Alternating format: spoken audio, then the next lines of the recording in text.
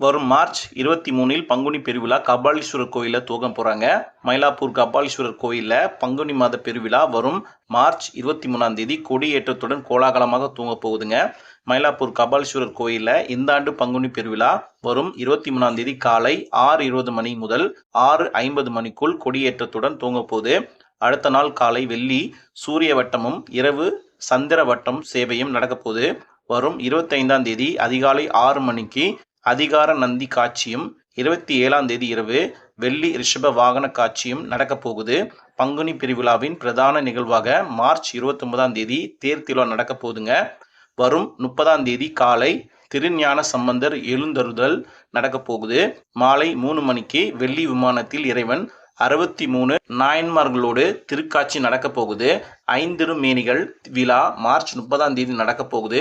April 1 தீர்த்தவாரி நடக்கிறது. அன்று இரவு 8:30 மணிக்கு திருக்கல்யாண உற்சவத்தோடு கொடி இறக்கப்பட்டு விழா நிறைவுபடும். தேங்க்ஸ் ஃபார் வாட்சிங். சப்ஸ்கிரைப் பண்ணுவாங்க, கொஞ்சம் சப்ஸ்கிரைப் பண்ணி பாருங்க.